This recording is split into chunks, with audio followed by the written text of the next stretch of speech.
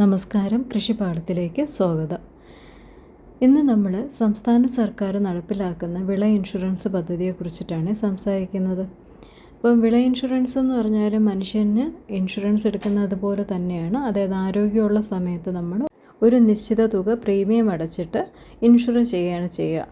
അപ്പോൾ നിബന്ധനകളിൽ പറയുന്ന എന്തെങ്കിലും നാശനഷ്ടങ്ങൾ സംഭവിക്കുകയാണെന്നുണ്ടെങ്കിൽ കർഷകന് അവരുടെ ഇൻഷുറൻസ് തുകയ്ക്ക് ആനുപാതികമായിട്ടുള്ള ധനസഹായം സർക്കാർ തരുന്നതായിരിക്കും.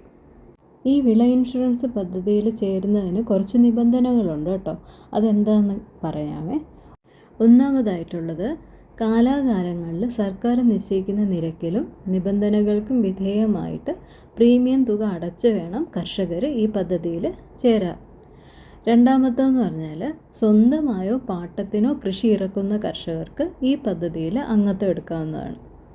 ഇപ്പം നെൽകൃഷിയെ സംബന്ധിച്ച് ഗ്രൂപ്പ് ഫാമിംഗ് നിലവിലുള്ള പാടശേഖരങ്ങളിൽ ഗ്രൂപ്പ് അടിസ്ഥാനത്തിൽ ഇൻഷുർ ചെയ്യാം.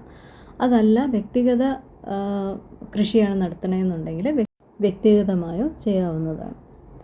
പിന്നെ ഉള്ളത് മൂന്നാമത്തെ ഒരു കണ്ടീഷൻ എന്ന് പറഞ്ഞാൽ, വിളകൾക്കുണ്ടാകുന്ന പൂർണ്ണ നാശത്തിന് മാത്രമേ ഇൻഷുറൻസ് ആനുകൂല്യത്തിന് അർഹതയുള്ളൂ എന്നുള്ളത് പ്രത്യേകം ശ്രദ്ധിക്കണേ.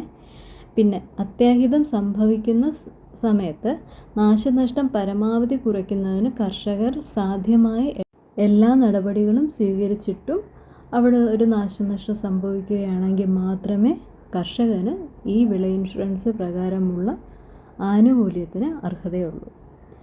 നാലാമത്തെ പോയിൻ്റ് എന്ന് പറഞ്ഞാൽ, ഉൽപ്പാദനക്ഷമത കുറഞ്ഞതും പ്രായാധിക്യം ഉള്ളതുമായിട്ടുള്ള വിളകളുണ്ടല്ലോ, തെങ്ങ്, കവുങ്ങ് പോലെയുള്ളത്, അവ ഈ പദ്ധതിയിൽ രജിസ്റ്റർ ചെയ്യാൻ പാടുള്ളതല്ല. അതായത് നല്ല കാര്യക്ഷമമായ ഉൽപ്പാദനം ഉണ്ടെങ്കിൽ മാത്രമേ ഈ പദ്ധതിയിൽ ഉൾപ്പെടുത്തുള്ളൂ. പിന്നെയുള്ളത്, ഹ്രസ്വകാല വിളകളിലെ ഇൻഷുറൻസിൻ്റെ കാലയളവ് പ്രീമിയം അടച്ച് ഒരാഴ്ച മുതൽ വിളവെടുപ്പ് തുടങ്ങുന്നത് വരെയാണ്. അപ്പോൾ ഈ കാര്യങ്ങളെല്ലാം നമ്മൾ മനസ്സിൽ വെച്ചുകൊണ്ട് വേണം വിള ഇൻഷുറൻസിന് ചേരാൻ വേണ്ടിയിട്ട്. നമ്മളൊരു കാര്യം ശ്രദ്ധിക്കേണ്ടതെന്ന് പറഞ്ഞാൽ, കൃഷിഭൂമിയിലെ വിള ഭാഗികമായിട്ട് ഇൻഷുർ ചെയ്യാൻ പറ്റില്ല. അപ്പോൾ അതുകൊണ്ട് തന്നെ ഇപ്പം നമ്മൾ 1 ഏക്കർ നെൽകൃഷി ചെയ്യുന്നുണ്ടെങ്കിൽ ആ 1 ഏക്കറും ഇൻഷുർ ചെയ്യണം. അതിലൊരു 75 സെൻറ്റ് ഇൻഷുർ ചെയ്യാൻ, ബാക്കി 25 വേണ്ട എന്ന് വിചാരിക്കാൻ പറ്റില്ല. അപ്പോൾ അതൊന്നും മനസ്സിൽ വെച്ചേക്കണം കേട്ടോ. ഇനി ഏതൊക്കെ പ്രകൃതിക്ഷോഭങ്ങളിൽ ആണ് ഇൻഷുറൻസ് നഷ്ടപരിഹാരം ലഭിക്കുക എന്നുള്ളത് നോക്കാം.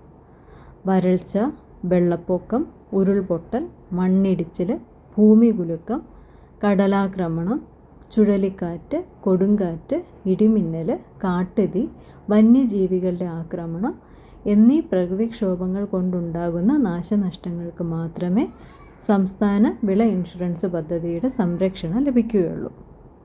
പിന്നെ നെൽകൃഷിയെ സംബന്ധിച്ച് നെൽകൃഷിക്ക് കീടബാധ നന്നായിട്ട് ഉണ്ടാകുന്നത് കൊണ്ട് നാശനഷ്ടങ്ങൾ സംഭവിക്കാം. ആ നാശനഷ്ടങ്ങളുടെ നഷ്ടത്തിനും ഈ വിള ഇൻഷുറൻസ് സംരക്ഷണം നൽകുന്നതാണ്. ഇവിടെ നമ്മൾ ശ്രദ്ധിക്കേണ്ട ഒരു കാര്യമുണ്ട്. കീടരോഗബാധ കൃഷിഭവനിൽ അറിയിച്ച് സമയത്തിന് അറിയിക്കണം കേട്ടോ.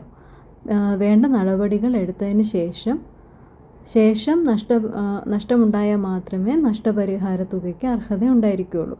അതല്ലാതെ നമ്മൾ ഇപ്പം എന്തെങ്കിലും കീടരോഗബാധ കണ്ടു, ആരടുത്തും ഒന്നും പറയാതിരുന്നിട്ട് നശിച്ചു പോവുകയാണെന്നുണ്ടെങ്കിൽ ഈ ധനസഹായം കിട്ടുകയില്ല. അതുകൊണ്ട് കറക്റ്റായിട്ട് എന്തെങ്കിലും ഒരു ഡിസീസ് കാണുമ്പോൾ തന്നെ, രോഗമോ കീടമോ കാണുമ്പോൾ തന്നെ കൃഷിഭവനിൽ അറിയിച്ച് അവിടുത്തെ ഉദ്യോഗസ്ഥരെ കൊണ്ട് ഫീൽഡ് പരിശോധന നടത്തിയാൽ മാത്രമേ ധനസഹായത്തിനുള്ള അർഹത നമുക്ക് കിട്ടുകയുള്ളൂ.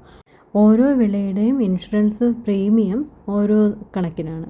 അപ്പോൾ അതിനെ പറ്റിയുള്ള ഒരു വീഡിയോ പിന്നെ ചെയ്യുന്നതായിരിക്കും. അപ്പോൾ ഇന്നത്തെ ഈ വീഡിയോ നിങ്ങൾക്ക് കുറച്ചെങ്കിലും പേർക്ക് പ്രയോജനപ്പെട്ടു എന്ന് വിശ്വസിച്ചുകൊണ്ട് നിർത്തുന്നു. വീഡിയോ ഇഷ്ടപ്പെട്ടിട്ടുണ്ടെങ്കിൽ ലൈക്ക്, ഷെയർ ആൻഡ് സബ്സ്ക്രൈബ്. വീണ്ടും ഒരു കാർഷിക വിഷയവുമായി കാണുന്നത് വരേക്കും നന്ദി, നമസ്കാരം.